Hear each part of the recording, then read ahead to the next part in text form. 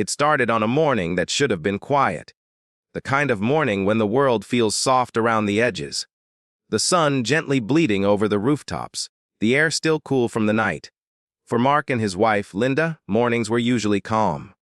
Coffee brewing, the gentle hum of the refrigerator, the low creak of the house as it stretched into the day.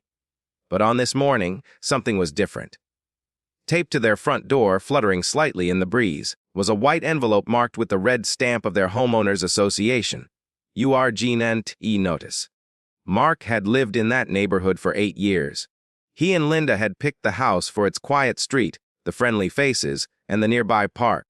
It was supposed to be a place of peace after his accident, a place to rebuild their lives.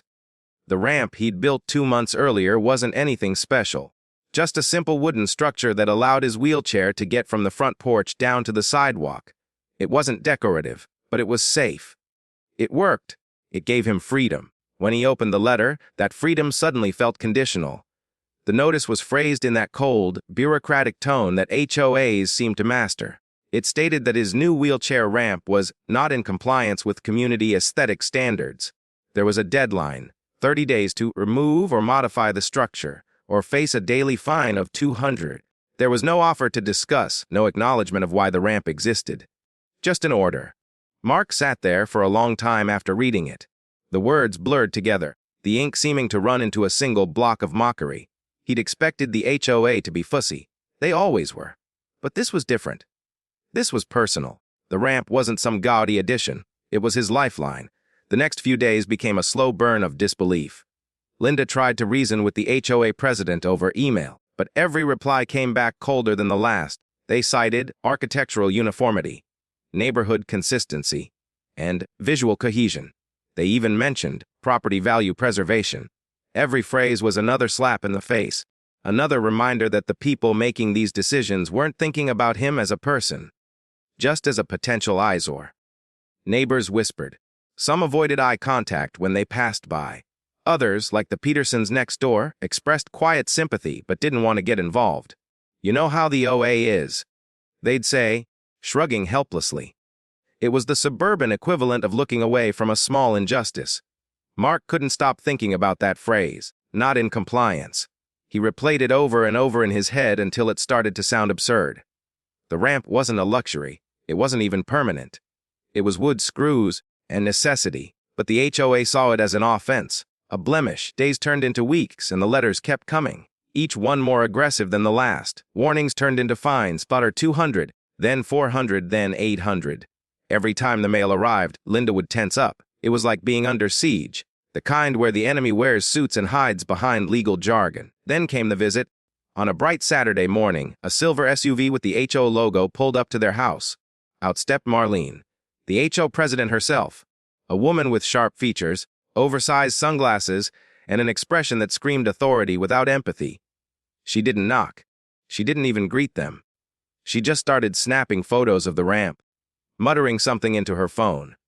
Mark watched from the window, gripping the arm of his wheelchair until his knuckles went white. He couldn't hear her words, but he could read the disapproval written across her face. Every photo she took felt like an accusation. That was the moment something inside him shifted. The frustration, the helplessness, it all condensed into something harder. Determination. If they wanted to make a spectacle of his ramp, he thought maybe he should give them one. That night, while the neighborhood lights flickered off one by one, Mark stayed awake. He scrolled through building forums, accessibility design threads, and construction tutorials. He wasn't planning to take the ramp down. He was planning something else. Something that would make a point so clear that even Marlene and her clipboard couldn't ignore it. The next morning, the decision was made. He ordered supplies, extra lumber, concrete, screws, and metal railings. The neighbors watched as deliveries started arriving. Trucks came and went, dropping off more materials than anyone thought necessary for a simple ramp.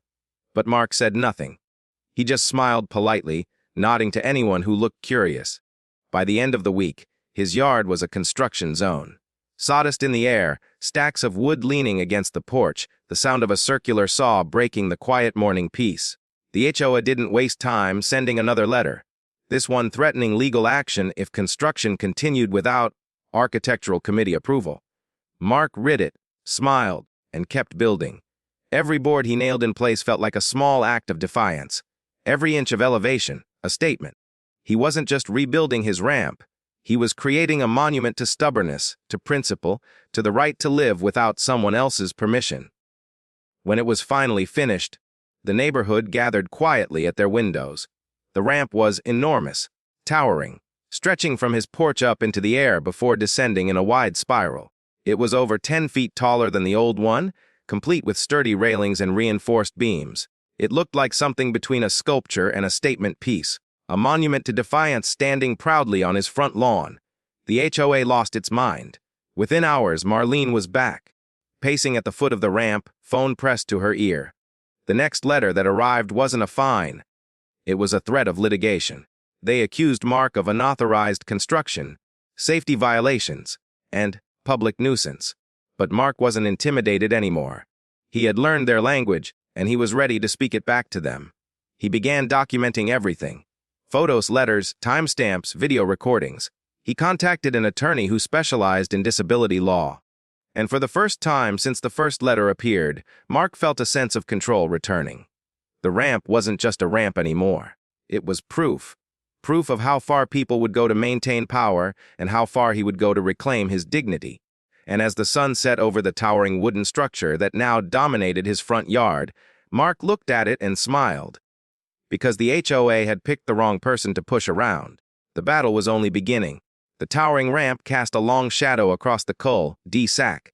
Every evening as the sun dipped behind the rooftops, its silhouette stretched over the neatly trimmed lawns of the neighborhood, a wooden monument to rebellion. What had started as a necessary adaptation had become a landmark, one that nobody could ignore. For days the street hummed with low whispers. Curtains twitched, conversations paused when Mark rolled by. A few neighbors admired his nerve. Most didn't dare say so aloud. The HOA's presence in the neighborhood was like gravity, invisible but inescapable. And now Mark had defied it. The letters escalated quickly. Certified mail, official seals, and language that bristled with authority. The final notice came on thick paper, folded neatly into an envelope bearing the HOA's embossed logo. Inside was an invitation, or rather, a summons. The HOA board demanded Mark's presence at a formal compliance hearing. The letter warned that if he failed to attend, the board would proceed with legal action. It was scheduled for the following Thursday evening at the community clubhouse, a low, beige building that looked like every HOA office in every suburb across the country. The days leading up to the hearing were quiet, but beneath that quiet ran a current of tension. Linda spent hours at the kitchen table organizing documents and photos, each one neatly labeled. She was meticulous, not out of anger but out of a quiet, measured resolve. Mark, meanwhile, prepared his case like a man going into battle. Every email, every notice, every threat from the HOA was cataloged. He even printed out the federal law protecting accessibility modifications under the Fair Housing Act. On the evening of the hearing, the parking lot was already half full when they arrived. The clubhouse lights glowed against the dusk, and through the wide glass windows, Mark could see the board members already seated at their long table. They looked like a tribunal. At the center sat Marlene, perfectly composed, her stack of folders arranged with military precision. Inside, the air smelled of coffee and tension. The HOA secretary clicked a pen nervously. A few residents sat in the back, pretending to be neutral observers but clearly there for the drama. The meeting began with a recitation of community bylaws, a ritual that had all the charm of a tax audit. The board's tone was polite, but laced with condescension. They referred to Mark's ramp as a structure, a non-compliant addition, and a visual inconsistency. They claimed it disrupted the architectural harmony of the neighborhood. They talked about aesthetics, market values, and precedents. What they didn't talk about was accessibility. Mark sat quietly as they spoke, letting the words pile up. When it was his turn, he rolled forward and placed a binder on the table. Inside were photos of the ramp, inspection reports, and federal documents highlighting his legal right to build it. He didn't raise his voice. He didn't need to. The facts were enough. He spoke about the accident that left him in the chair, about how the old steps had trapped him inside for weeks, about how building the ramp had given him back something simple but vital, independence. And then he described the HOA's letters, the fines, the threats, the invasion of privacy. The room was silent. Even some of the board members shifted uncomfortably. But Marlene didn't flinch. She folded her hands neatly and said in that clipped, emotionless tone she'd perfected, that personal circumstances do not exempt homeowners from community guidelines. It was a sentence that hung in the air like smoke. Mark's attorney, sitting beside him, leaned forward and slid a printed document across the table. The section of the Fair Housing Act that explicitly prohibits discrimination in housing-related services. It was clear, unmistakable. The HOA, in their zeal for control, had crossed a federal line. The board went quiet. A couple of members exchanged glances. Marlene's expression flickered, just for a second, before she regained her composure. She said the board would review the information and issue a decision in writing. The meeting ended with the sound of chairs scraping against the floor. As Mark rolled out of the clubhouse, he felt a strange calm, the kind that comes not from winning, but from knowing you've stopped being afraid. The ramp stood behind him at home, visible from blocks away, a symbol of what the HOA tried to suppress. But he wasn't naive. He knew Marlene wouldn't let it go. The next week proved him right. The decision letter arrived, 4 pages long, dense with legalese. It stated that while the board acknowledged the residents' unique situation, they had decided that the ramp exceeded reasonable accommodation standards and would still need to be modified for visual conformity. It was a half measure, a desperate attempt to look fair while keeping control. They wanted him to cut it down, shorten it, make it blend in. But to Mark, that meant surrender. That night, he sat by the window and watched the streetlights blink on one by one. He thought about how far he'd come, not just physically, but emotionally. The ramp had become more than an accessibility aid. It was a stand against small-minded tyranny disguised as neighborhood harmony. And if the HOA wanted a fight, he was ready. He began making calls the next morning to local reporters, disability advocates, and even a legal aid group that specialized in housing discrimination. Within a week, the story started spreading. A disabled homeowner fined by his HOA for a wheelchair ramp. It had all the makings of a suburban scandal. News vans began appearing at the entrance of the neighborhood. Cameras caught glimpses of the ramp towering above the flower beds and identical beige houses. Online, people began taking sides, some supporting Mark, others calling him difficult. The HOA released a carefully worded statement claiming they were working cooperatively with all residents. But the truth was out, and it wasn't going back in the box. For the first time, the HOA wasn't in control of the narrative. And in the quiet before the next storm, Mark realized something. Sometimes, the best way to win against people obsessed with appearances is to make sure everyone is watching. By Monday morning, the neighborhood was no longer just a quiet suburban enclave. It had become the backdrop for a national story. The moment a local reporter's video segment aired online, the floodgates opened. The footage was simple but striking, a slow pan across rows of identical houses, and then, at the center, Mark's towering ramp. Sturdy, defiant, unapologetic. The reporter's voice overtold the story in plain terms: a disabled homeowner fined by his HOA for installing a wheelchair ramp, then doubling down in protest. Within hours, the video exploded across social media. The title alone invited outrage. HO fines disabled man for wheelchair ramp, so he builds it 10 feet taller. It spread like wildfire. People shared it, commented, argued, and rallied. The internet, hungry for a clear villain and a sympathetic hero, had found both. By that evening, the clip had racked up millions of views. Hashtags appeared on Ramp Rebellion, HOA from hell. Commenters dissected every frame, every line of the HOA's statement. Some users found the HOA's bylaws online and started analyzing them like legal scholars. Others dug up Marlene's name from public HOA filings, turning her into a reluctant figure of internet infamy. News outlets picked up the story nationwide. Morning talk shows ran segments. Radio hosts debated it. Even late-night comedians got a few laughs out of it. In the middle of all that noise, Mark and Linda sat quietly in their living room, watching the chaos unfold on a laptop screen. It was surreal, seeing their quiet little cul-de-sac splashed across the internet, strangers fiercely defending their right to exist peacefully in their own home. But with the support came scrutiny. Camera crews started showing up. Cars slowed down outside their house to snap photos. The ramp, once a personal symbol of defiance, had become a public attraction. People left notes of encouragement taped to the fence. Others mailed small donations, cards, and letters. Some shared stories of their own battles with HOAs. And then came the inevitable backlash. The HOA doubled down, issuing a public statement filled with legal jargon and vague language about community standards. They insisted they were not discriminating, but simply ensuring aesthetic consistency. The tone was so sterile it almost sounded robotic, but the damage was done. Their words only fueled more outrage. Behind the scenes, though, the HOA wasn't laughing. Internal emails leaked, messages between board members complaining about the media circus, and internet trolls. One email, in particular, caught the public's attention. It was from Marlene herself, written in frustration. "This is getting out of hand. If we don't regain control soon, we'll look like monsters. The ramp is ridiculous. It's an eyesore and an act of rebellion. We can't let him win." That single line, "We can't let him win," spread faster than any video clip.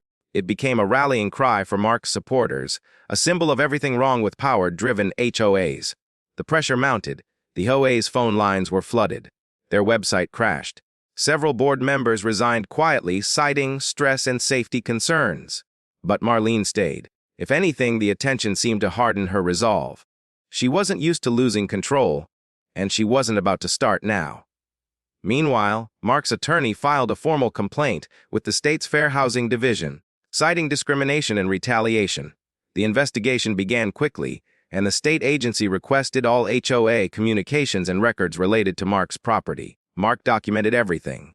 He even installed cameras to record any HOA inspection visits. One morning, he caught footage of Marlene herself taking photos of his house again. This time from the sidewalk, expression tight, muttering into her phone. The clip hit the internet within hours. The comments were brutal. By week's end, the story had become bigger than Mark. It had become a referendum on power, accessibility, and the quiet cruelty of bureaucracy. Every neighborhood with a heavy-handed HOA saw themselves reflected in it. Everyone who'd ever received a petty violation notice felt vindicated. Mark's house was inundated with offers. Documentary producers, podcast hosts, advocacy organizations. A local carpenter volunteered to reinforce the ramp structure for safety and solidarity. A disability rights group launched a petition demanding legal reform for HOA accountability. The more public support grew, the more desperate the HOA became. They began sending cease and desist letters to Mark, claiming he was defaming them by allowing the story to spread. His attorney's response was simple: truth isn't defamation. By now, even Mark's quiet neighbors had chosen sides. Some openly supported him, offering to help with maintenance or groceries. Others grumbled that the attention was too much, that the neighborhood's reputation was being damaged. But Mark had stopped worrying about reputation. What mattered now was principle. One evening, as he sat on his porch, a delivery truck arrived with a large box. Inside was a new sign, sent by a supporter across the country. It read, "Accessibility is not an eyesore." He mounted it beside the ramp facing the street. The next morning, it was trending online again. That same day, the HOA called for an emergency meeting. The email invitation leaked almost instantly. They planned to discuss extraordinary measures regarding Mark's property, including the possibility of seeking a court injunction. But Mark was already one step ahead. He had just received an official notice from the State Housing Department, a letter confirming that an investigator had been assigned to his case. The investigation would be public, and it would include hearings where the HOA would be required to justify every decision they'd made. For the first time, the balance of power was shifting. And as evening fell, Mark looked at the ramp glowing under the soft light of his porch, cameras clicking in the distance. It had started as a fight over wood and nails. Now it was something much bigger, a symbol of defiance against every system that cared more about appearances than people. The HOA had tried to silence him. Instead, they'd given him a platform. The next battle would not be fought on paper. It would be fought in the public eye. The state's investigation began quietly. Too quietly for Marlene's liking, and just quietly enough for Mark to start breathing again. For weeks, nothing seemed to happen beyond a few polite emails from the investigator assigned to his case, a woman named Evelyn Grant. She introduced herself in formal terms, requesting copies of every document, letter, and notice the HOA had sent him. Mark obliged. He sent everything. Scanned images of envelopes, timestamps, photographs of the ramp in every stage of construction, and even video clips of Marlene's unannounced visits. Every file, every piece of paper, became a part of a growing dossier. He organized it all into neat folders on his computer, backed up twice, labeled meticulously evidence ramp case. When the state officials finally arrived at the neighborhood, their presence was impossible to ignore. 2 sedans with state plates parked in front of the clubhouse one morning, and within minutes, word spread down the street like wildfire. Neighbors peeked through blinds, whispering about the ramp case, as if it were a local legend. The HOA board convened in a rush. Marlene called an emergency compliance session, though everyone knew it was damage control. She dressed in a sharp navy suit that morning, her clipboard tucked under one arm, her expression composed but tense. Inside the clubhouse, the investigators laid out their process. They would review the HOA's bylaws, assess whether their rules had been applied consistently, and determine if their treatment of Mark violated accessibility or fair housing laws. Every member of the board was interviewed. Marlene's answers were polished but brittle, each sentence clipped, rehearsed, coded in defensiveness.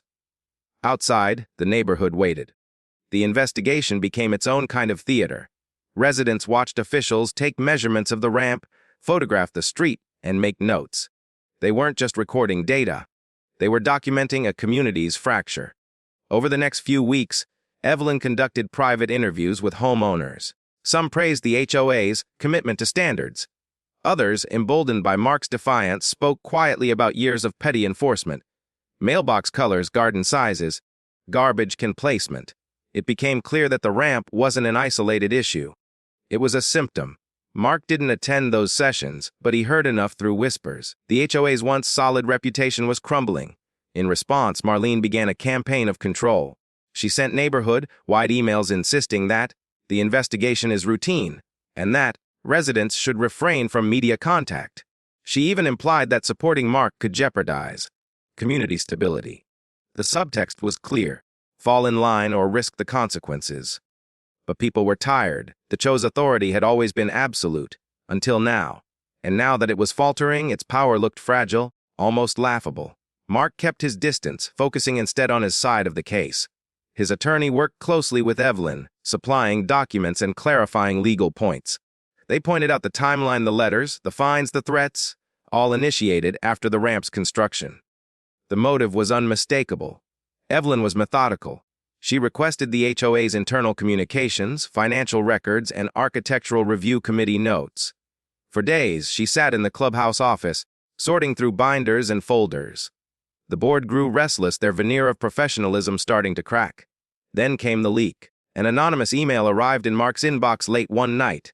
Attached were PDF scans of HOA meeting minutes, uncensored, unedited.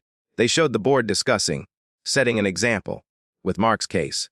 One entry, dated weeks before the first notice, included Marlene's words: "If we let one person build whatever they want, we lose control. It starts with ramps, then fences, then chaos." That sentence spread faster than any video. It wasn't just discriminatory, it was revealing. The HOA's obsession with control outweighed any sense of empathy or legality. Online, people seized on it. News outlets ran follow-up stories. Advocacy groups called it a blatant abuse of authority. The state investigators, now facing public scrutiny, accelerated their process. By the time the official hearing was scheduled, the HOA was unraveling. 2 more board members resigned, citing irreconcilable disagreements.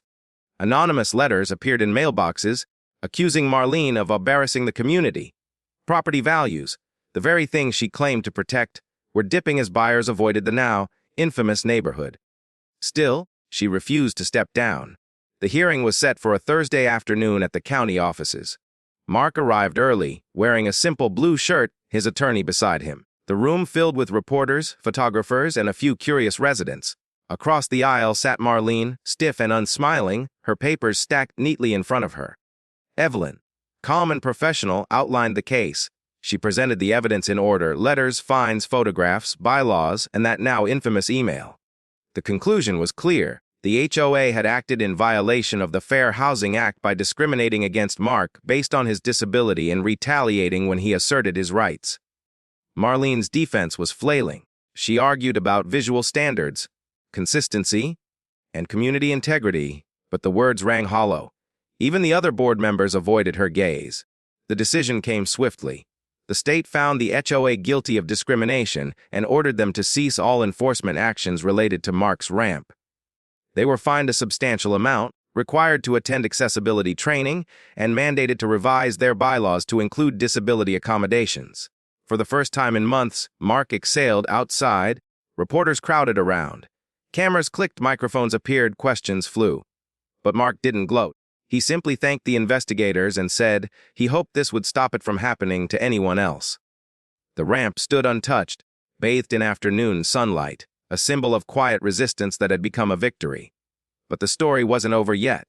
That night, as he sat on his porch, Mark noticed a car idling at the end of the street. Its headlights flickered, then went dark. He couldn't see who was inside, but he didn't need to. The ruling should have ended everything. It should have brought peace back to the street, quiet mornings, and the normal rhythm of suburban life. But instead, the air around Mark's house grew heavier, charged with something silent and hostile. The HOA had lost officially, but Marlene had not conceded emotionally. Losing control wasn't something she tolerated well, and even stripped of authority, she still had her loyalists. A handful of residents, those who had always whispered about frulas and standards, rallied quietly behind her. They didn't speak openly, but their disapproval showed in subtle ways. It began small. The first sign came 3 days after the ruling, when Mark found a fresh, unmarked envelope in his mailbox. Inside was a printed note, anonymous, typed in bold letters, "Congratulations on ruining the neighborhood." No signature, no return address, just those 7 words and the faint smell of cigarette smoke clinging to the paper. The next week, someone dumped a pile of trash bags at the base of his ramp. Not much, just enough to make a statement. When he checked the footage from his security camera, it showed only a shadow moving at the edge of the street, just beyond clear recognition. He reported both incidents to the local police. They were polite but noncommittal, noting that might just be teenagers. Then the gossip began again. Neighbors who used to wave now turned their backs. One afternoon, Linda overheard 2 women at the mailbox talking in low voices about how the ramp thing made us look bad. And the news coverage scared off buyers. Someone even started a rumor that Mark had sued the neighborhood for money, twisting his case into a caricature of greed. The HOA itself had gone unusually quiet. Marlene had stopped sending community emails altogether. Meetings were canceled, the website went offline, and the HOA's social media page disappeared overnight. For a while, it almost seemed like the board had dissolved. Until one morning, a new sign appeared at the entrance of the neighborhood. New interim HOA leadership dedicated to restoring harmony. It was the same format, same font. But this time, there was no list of names, just a statement. Marlene's fingerprints were all over it. Within days, new notices began arriving, not to Mark directly, but to other residents. Parking violations, trash bin reminders, lawn maintenance warnings. The neighborhood began to feel tense again, the way it had before the investigation, but now sharper, colder. The difference was that this time, everyone knew what it was about. Mark kept to himself, refusing to engage. But he could feel the tension pressing closer. A car idled outside his house at odd hours. Footsteps crunched on his driveway late at night, then vanished when he turned on the lights. Once, he woke up to find someone had poured bleach across the bottom of the ramp, leaving streaks that would take hours to sand off. He didn't tell Linda everything. She had already endured enough. Instead, he documented it all, photos, videos, dates, times. He'd learned that evidence was his best protection. He forwarded everything to his attorney and the state investigator, who confirmed they were still monitoring the situation. Then came the storm that broke everything open. A week before Thanksgiving, heavy rain swept through the area. Gutters overflowed, driveways flooded, and the neighborhood's drainage system, never quite maintained properly, failed. By dawn, water was pooling at the end of the street, turning lawns into shallow ponds. When Mark opened his front door, he saw something worse. The soil under one side of his ramp had eroded, loosening the support posts. A few had sunk into the mud, making the structure tilt ever so slightly. It wasn't dangerous yet, but it was damaged. He rolled out onto the porch and stared at it for a long time. The rain dripped from his roof like tears from the sky, pooling in the cracks below. He knew immediately it wasn't just natural erosion. The posts had been tampered with, the surrounding soil disturbed in uneven patches. Someone had been there recently. When he checked the security footage, his suspicions were confirmed. The camera showed 2 figures late at night dressed in raincoats and hoods. One carried a shovel. They worked quickly, prying at the posts, digging just enough to loosen the structure before leaving. It was deliberate. It was sabotage. Mark handed the footage to the police, who promised to investigate, but he could already tell they weren't eager to get involved in neighborhood disputes. The report was filed, the words vandalism and possible retaliation printed neatly on paper, but no arrests followed. He knew who it was, though. Everyone did.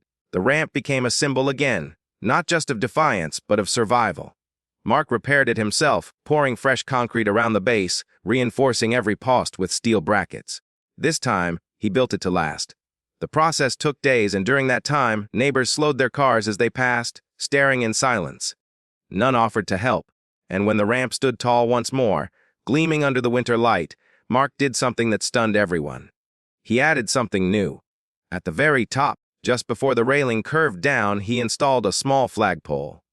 And from it, he hung a blue flag with white text that read, "We're Rise." It wasn't just a message, it was a warning. That evening, an unmarked SUV drove slowly past his house, paused for a few seconds, then continued down the street. He recognized the silhouette in the driver's seat even from a distance. Marlene. The next morning, a new envelope appeared on his door. No HOA letterhead, just a single sheet of paper. "You think this is over? You're destroying this community?" No signature, of course. But as Mark read it, something strange happened. He didn't feel anger. He felt pity. For all the control Marlene had tried to wield, all she'd done was destroy her own legacy. The more she fought, the more she revealed herself. Still, he knew one thing for certain. The final confrontation was coming. And this time, it wouldn't be about ramps or bylaws. It would be about pride, power, and the truth finally catching up. Winter settled over the neighborhood like a heavy blanket, muffling sound and motion. The lawns that had once been manicured to perfection were now pale and brittle, the trees bare, the flower beds forgotten. The ramp, however, stood strong, its wooden frame sealed and reinforced, its rails gleaming in the frost. It was more than a structure now, it was a monument. Mark thought often about how quiet things had gotten since the sabotage. The street, once filled with murmurs of gossip and disapproval, had gone still. Neighbors avoided his gaze not out of judgment anymore, but guilt. Even those who had sided with Marlene began to realize what she had become. A tyrant clinging to authority in a community that no longer wanted her. The silence didn't last long. In January, official envelopes began arriving again, this time not to Mark, but to the residents. Inside was a notice from the state attorney's office. The HOA, it said, was under investigation for improper governance, misuse of funds, and potential violations of fair housing law. The news spread faster than gossip ever had. Within days, everyone knew. Marlene had gone too far for too long. It turned out that Evelyn, the state investigator, hadn't stopped after closing Mark's case. She had kept digging. When she'd requested HOA financial records, she found inconsistencies, missing fees, unauthorized expenditures, and a trail of payments that didn't add up. The HOA's fines and maintenance assessments had been quietly funneled into a private account under Marlene's name. It was fraud, plain and simple. The revelation cracked the community open like an egg. Homeowners who had once defended her turned on her overnight. Those who had been silent finally spoke. Stories poured out about selective enforcement, favoritism, and years of intimidation disguised as neighborhood standards. Within a week, the HOA board called an emergency meeting at the clubhouse. It was supposed to be private, but nothing stayed private anymore. Word spread, and by the time the meeting began, nearly the entire neighborhood had gathered outside in the cold, bundled in coats, breath steaming in the air. Through the glass doors, they could see Marlene at the front of the room, standing behind the podium like a general trying to command an army that had already deserted. Her expression was tight, her hands shaking slightly as she shuffled her papers. Inside, the tension was suffocating. The residents demanded answers about the finances, about the investigation, about the harassment. Marlene deflected, insisting it was all misunderstanding, blaming, bookkeeping errors, and external interference. But her composure cracked when one homeowner held up a printed copy of the state's fraud report. The words, "unauthorized account activity," were highlighted in yellow. Her voice trembled when she tried to speak again, but the crowd had stopped listening. Someone shouted for her resignation. Then another. The chorus grew until it was a roar. Marlene finally snapped. She slammed her papers down, her voice rising above the noise. She accused everyone of betrayal, of turning this neighborhood into chaos. She even pointed toward the door, where Mark sat just outside, watching from his wheelchair through the window. Her finger trembled as she shouted his name, blaming him for everything. For the investigation, the bad press, the collapse of order. But as her voice echoed through the clubhouse, something strange happened. Nobody joined in. Nobody nodded. Nobody stood with her. The power she'd once wielded so easily was gone. The HOA board members, those few who hadn't already resigned, stood quietly and announced that Marlene had been formally removed as president, effective immediately. The words fell like a gavel. Her shoulders slumped.